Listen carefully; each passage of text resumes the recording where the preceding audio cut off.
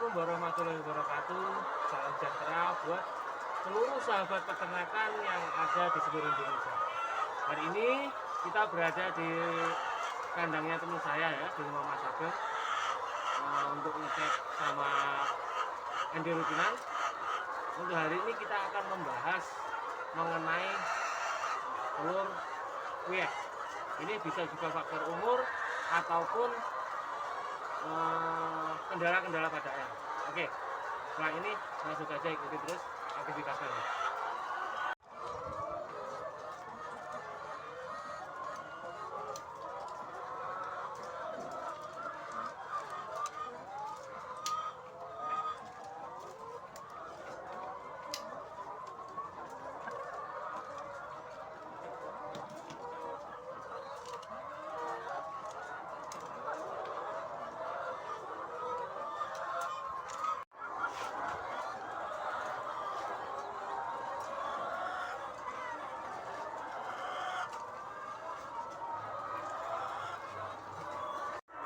Ini teman-teman lagi memasukkan vaksin NDIB rutinan aplikasi melalui suntik paha permintaan dari peternak ya. Biasanya kita melakukan ND rutinan itu berbagai aplikasi, dari mulai tetes mata, tetes mulut, tetes hidung, cekok, dan ini sendiri suntik paha permintaan dari peternak. Tujuan NDIB sendiri untuk menjaga kekebalan dan produktivitas telur pada ayam petelur. Melakukan kalau NDIB 2 bulan sekali ya, di rolling dengan ND Lasota.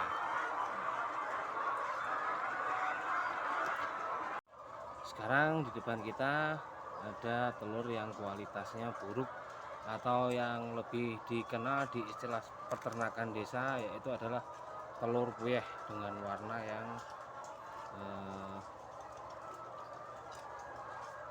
agak putih. Ini ada juga kita ngasih contoh, ini yang telur yang normal, telur yang normal dengan warna merah kecoklatan. Ini telur yang normal. Saat ini, hari ini kita akan membahas tentang nasib telur puyeh ini di era harga telur yang sangat anjlok ini. Sebelumnya saya jelaskan kenapa telur ini terjadi atau bisa menjadi puyeh seperti ini. Ini ada beberapa faktor yang menyebabkan. Yang pertama, faktor usia. Mungkin karena umur ayam sendiri yang sudah tua, sehingga pembentukan cangkang yang sudah tidak bisa maksimal, itu bisa mengakibatkan telur puyeh atau kualitas cangkang yang kurang baik seperti ini. Bisa juga terserang cacing. Ini tadi ada satu contoh yang terserang cacing seperti ini. Ini ciri-ciri telur yang terserang cacing. Ada juga yang mungkin untuk vaksin NDIB-nya yang mulai lemah, nah, jadi seperti ini, tidak oval, meletot-meletot seperti ini, dan ada porosnya seperti ini. Ini bisa juga ayamnya terjangkit NDIB. Jadi dari faktor usia ataupun dari faktor penyakit. Apakah ada penyebab lain selain dari usia dan penyakit? Ada. Mungkin dari pencampuran pakan sendiri yang tidak bisa mencapai protein yang dibutuhkan ayam. Kalau saya pernah baca di buku kesehatan, ayam itu akan menghasilkan telur yang baik ketika proteinnya sudah mencapai 16,5 atau 17%. Itu akan terbentuk telur yang baik. Ini sedangkan pencampuran pakan sendiri itu sangat penting. Dalam materi pencampuran pakan pokok ada jagung, bekatul, dan konsentrat yang bisa menyebabkan telur ini menjadi puyeh atau kualitas cangkang yang kurang baik ketika materi pakan tersebut mungkin terlalu banyak terlalu banyak katul. Jadi ketika persentasenya katul itu terlalu banyak dibanding pakan lainnya, ataupun katul itu yang tidak seharusnya, ketika contoh katul yang dibutuhkan hanya 30, ini dikasih 50 kilo, tidak ada keseimbangan antara jagung dan konsentrat. Itu juga bisa menyebabkan kualitas cangkang yang sangat buruk. Yang menjadi alasan lagi ketika ayam itu kekurangan vitamin, memasukkan vitamin yang sangat jarang atau tidak pernah dimasukkan sama sekali, itu juga bisa menimbulkan kualitas telur ataupun cangkang yang kurang baik. Di sisi lain, ketika kita memasukkan pakan yang pas dengan komposisi bekatul, jagung, dan konsentrat yang pas yang dibutuhkan ayam, dengan syarat ayam itu sendiri dalam kondisi sehat, itu juga akan menghasilkan telur yang bagus. Seperti ini ya, merah kecoklatan. Ini salah satu contoh telur yang bagus. Sekarang yang kita menjadi masalah adalah kisah untuk telur puyeh ini di pangsa pasar. Kita tahu saat ini semua peternak mendapat cobaan yang sangat besar karena ketidakseimbangan antara harga pakan yang sangat tinggi dan harga telur yang terus anjlok turun. Bagaimana kisahnya telur puyeh? Ya, kita tarik dari pasar sendiri. Ketika harga telur itu sangat murah, mayoritas masyarakat di pasar tentunya akan memilih kualitas telur yang bagus. Kenapa? Dengan harga yang sama saja bisa memilih kualitas telur yang bagus, harus membeli telur yang kualitasnya tidak bagus. Sebetulnya pikiran masyarakat untuk membeli telur. Sedangkan di peternakan sendiri, tidak semua telur itu mempunyai kualitas yang bagus. Bagaimana? Apakah kita harus menyalahkan pengepul atau penjual telur? Tidak bisa. Mereka sendiri pun kalau terlalu banyak mengambil telur dengan kualitas yang kurang baik seperti ini, tentunya mereka juga akan kesulitan dalam pemasaran.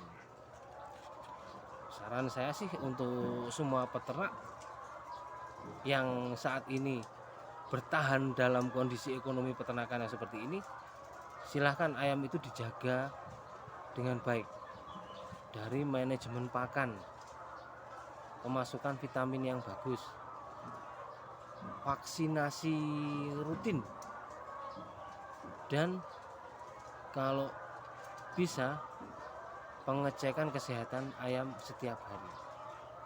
Yang paling penting, sumber air minum untuk ayam itu juga harus minim poli.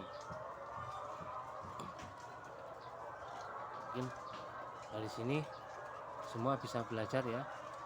Saya juga prihatin dengan keadaan seperti ini.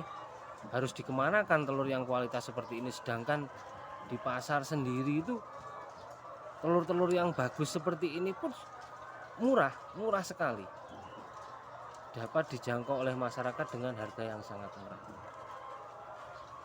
Bahkan untuk semua peternak bisa menjaga kesehatan ayamnya agar produktivitas itu tetap tinggi, kualitas telur juga tetap tinggi.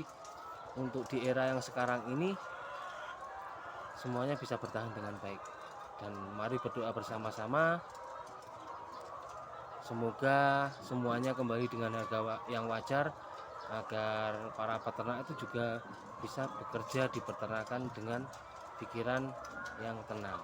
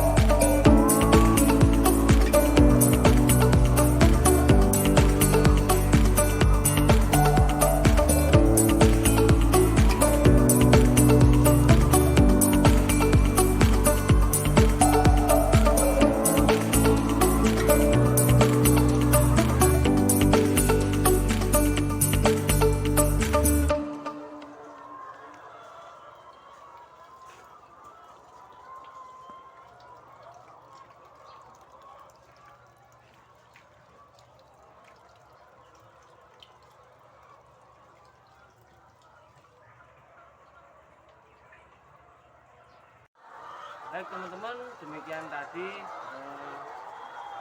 pengetahuan yang bisa saya bagikan kepada sahabat-sahabat peternakan semuanya mengenai nasib telur puyeh di era harga telur yang anjlok ini. Tetap pantauin terus channel sahabat peternak, jangan lupa subscribe. Salam peternakan. Wassalamualaikum warahmatullahi wabarakatuh.